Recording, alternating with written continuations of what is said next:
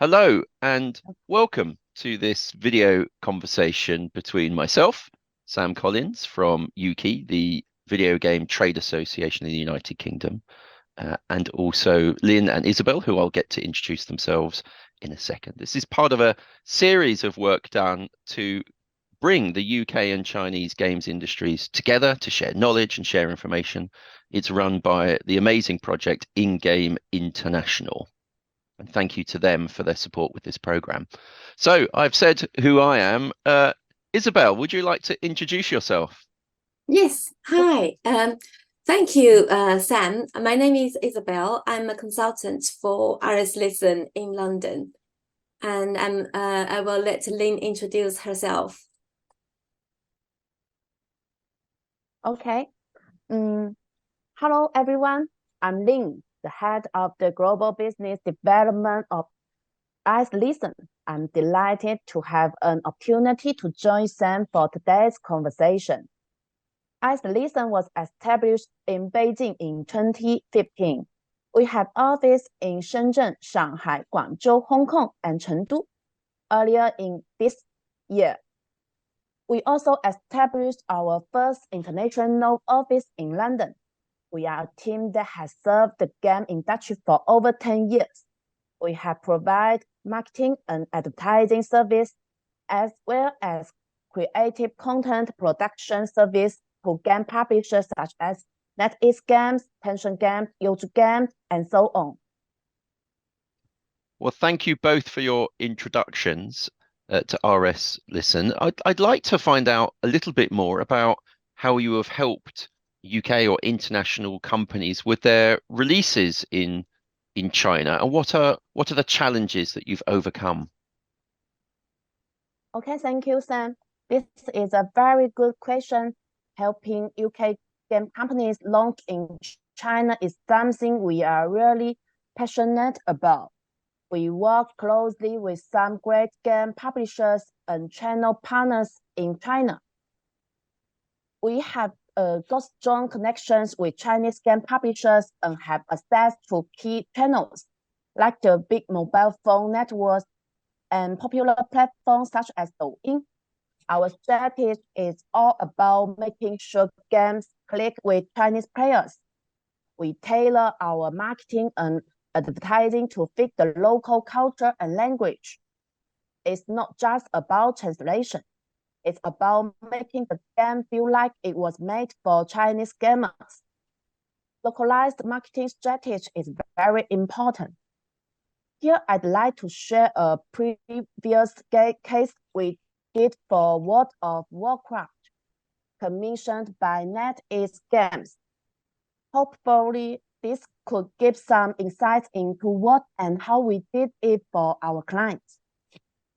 When we collaborated with NetEase Games, who distribute World of Warcraft in China, we seized the opportunity created by the rising trend of short videos. Choosing Douyin, China's leading short video platform at the time, we tailored a super challenge on Douyin and resonate with the game's features and the platform's popular trends. This initiative marked a burst in China and started a creative explosion Douyin. The results were phenomenal. Within 24 hours after the event was pushed off, there were over 230 million views, which had attracted more than 180,000 participants within a week.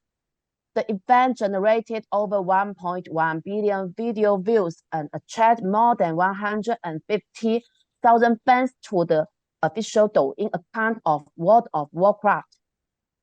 This significantly boosted the game's official Douyin fan base. I'm sure we all know publishing games in China needs a lot of work. For example, we need to be aware of cultural differences.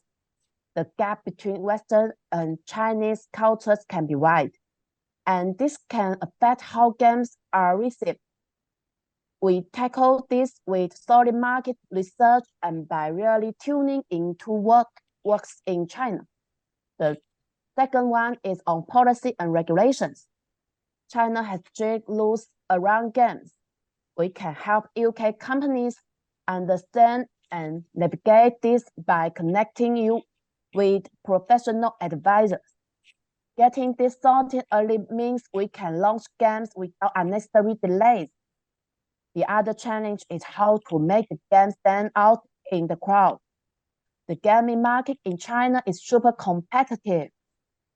We help our UK partners to find their edge, making their games stand out in a market that's full of local and international hits. It's all about getting these games to not only launch successfully, but also to thrive in the Chinese gaming scene.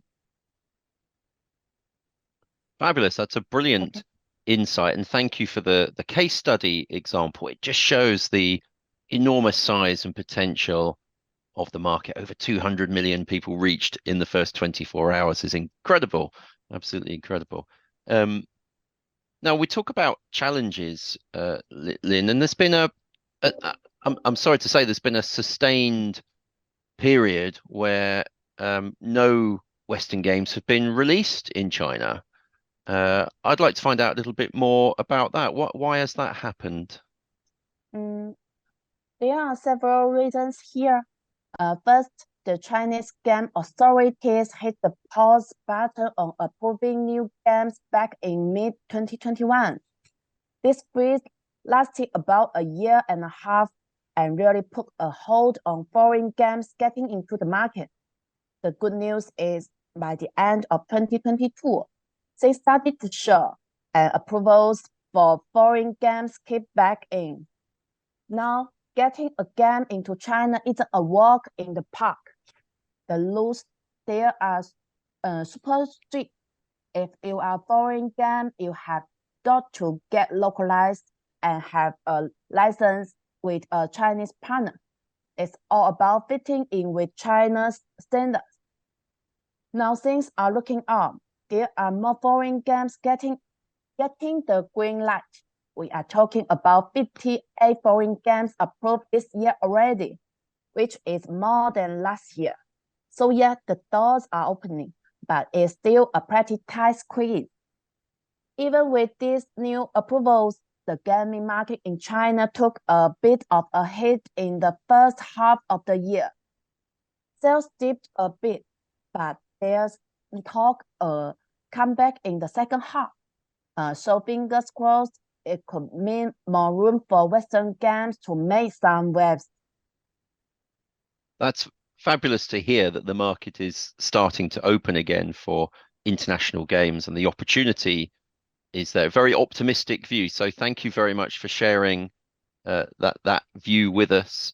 And yeah, I guess there's no surprise that with limited number of games being released, and it wasn't just UK and international games, no games were released in China at all during that period. It made it very difficult. And obviously there are still games that are been developed by Chinese companies that they need to release first before they get to the international ones. But it's great to hear that the opportunity is there.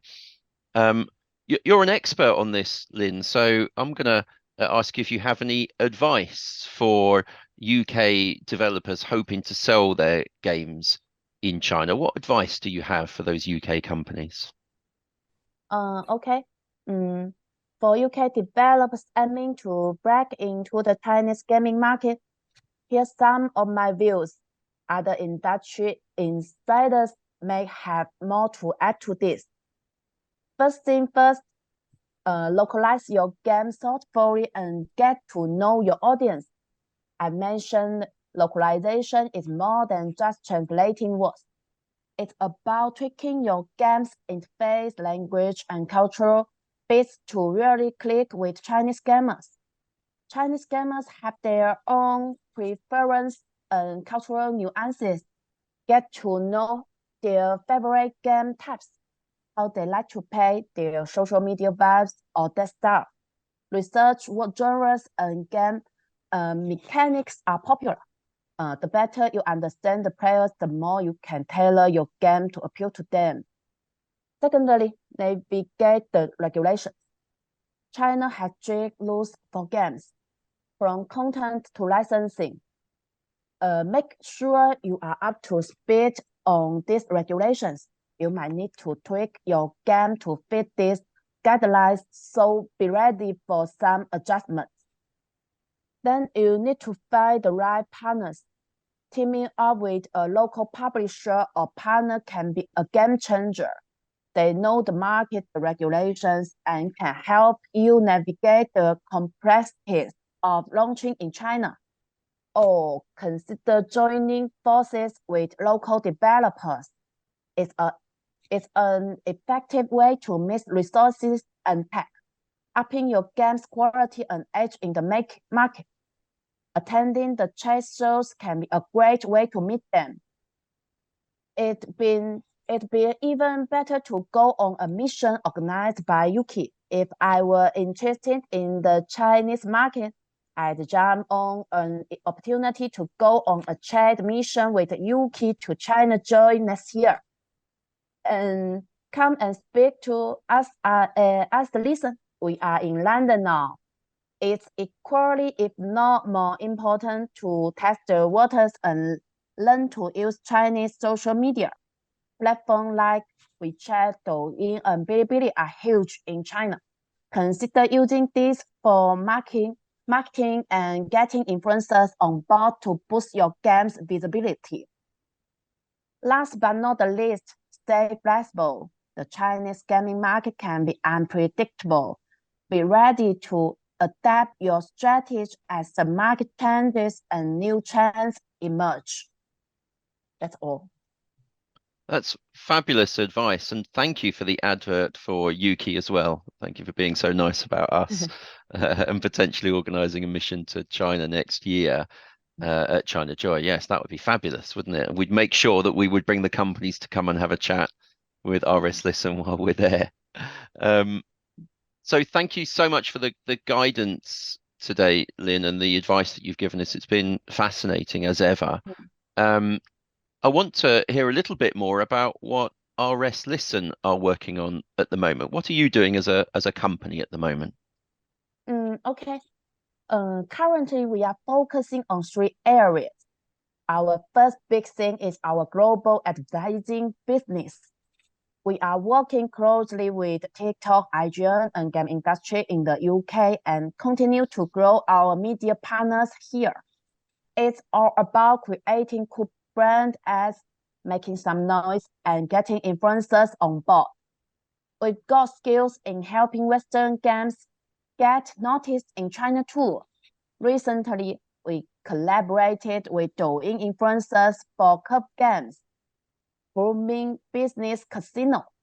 This involved sourcing influencers, script development, and managing rights. Our strategic input played a key role. Within a week of the influencers' video release, our content for this game hit 1 million views and attract 100,000 interactions on Douyin, significantly boosting product visibility and driving user purchase on Steam. Secondly, we are moving into game publishing. We are looking for games that will be hits in the West and in China. Our mission is to take these games beyond borders, introducing them to players in new places. When it comes to game promotion, we go all out. Our aim is to help Western games find their footing in the competitive Chinese market. Meanwhile, we are also working on next-level ad tech with AI-generated content and digital avatars. As relies on Meitu's strong AI technology capabilities to empower our global advertising business, our ad business is getting a major upgrade. First, leveraging AI to enhance various aspects of advertising, including enhanced data collection to measure the targeting and effectiveness of ad campaigns, as well as the quality and production rate of the advertising materials. This in return will bring more value to our clients. On the other hand, we are developing our own digital avatar. Think of it as creating virtual influencers for live streams and ads. This is where AI helps us keep content fresh and extend its reach. By tapping into AI tech, we are making the whole process of working together smarter and more efficient. This means we can keep updating and improving our content, making it last longer for our clients. Plus, we are using some advanced portrait tech to make our ads connect better with the products clients want to show. This is going to be a game changer for us.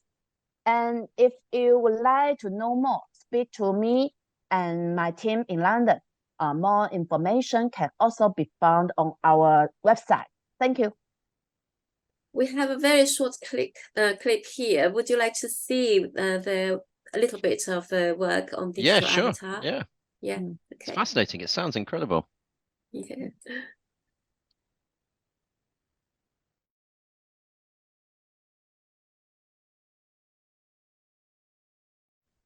That's okay. I think we get a sense for this. It's a fascinating idea of having virtual avatars to use as a means to communicate with an audience. It's a fascinating idea.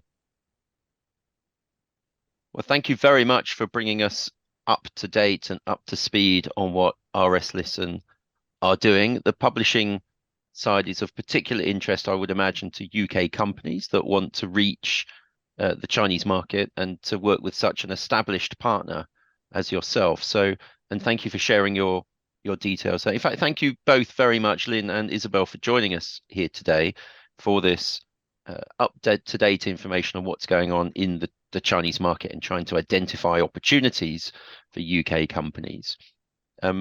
I'll share the slides and the video with our audience and your contact details as well. So thank you for your time, and a big thank you to In-Game International, who are running this program, connecting the UK and Chinese games industries together to create opportunities for collaboration and partnership. So a big thank you for the work that they've done. Thanks very much, Lynn and Isabel. I'll catch up with you soon. Sam. Thank you. Thank you very much. Thank you very much.